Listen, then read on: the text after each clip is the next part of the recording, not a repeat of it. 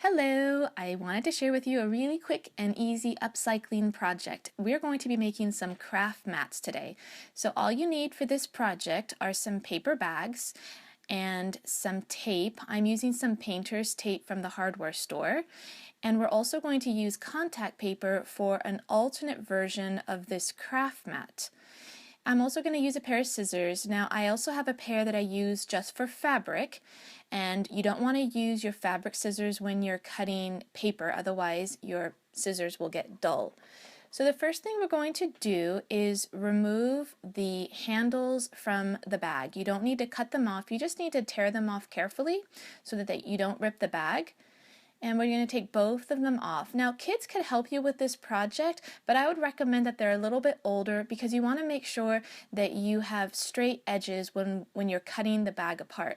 But for this part right here, we're just going to carefully tear the two pieces apart. Of course, you could cut this if you wanted to, but you do want to make sure that your edges are very straight, or at least as straight as you can make them.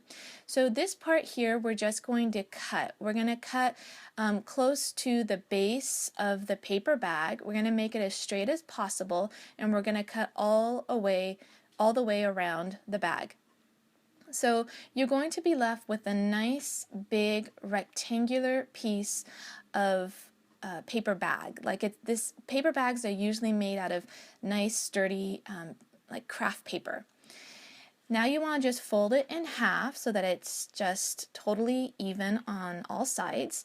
And now we're going to take our masking tape or painter's tape, and we're going to tape off all the sides. Now you don't technically need to tape off this end here because we just folded it over, but I think it gives a nice look when you have all four sides taped together. So I'm just going to work on my last side here, taping it over and trimming off that excess piece of tape, and then we're pretty much done. This takes less than 5 minutes to make this kind of craft mat, and they're very durable and they last a long time.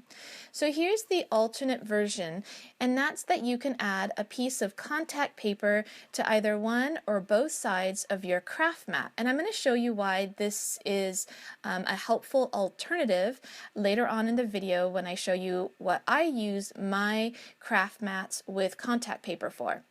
So you just want to remove your Con-Tac paper. Now this is repositionable Con-Tac paper, so even if you make a mistake, you can still pull it up. It's not the best choice for a craft mat because the kids tend to like to play with the edges and peel up the sides, but it's really great if you make a mistake. You can always peel it up. You just want to make sure that those little air bubbles are out. So here's why I like having one side of our craft mat with Con-Tac paper. And that's so that we can do some watercoloring using distress ink ink pads. And so I just have a couple of die cuts here from my Silhouette Cameo that we are going to watercolor using these different distress inks by Tim Holtz. And you can find these at local craft stores. They're pretty popular. So I'm just going to add a little bit of water here to my ink pad that I've just squished onto my Con-Tac paper, and that's why the Con-Tac paper is great to have, because it's a non-porous surface.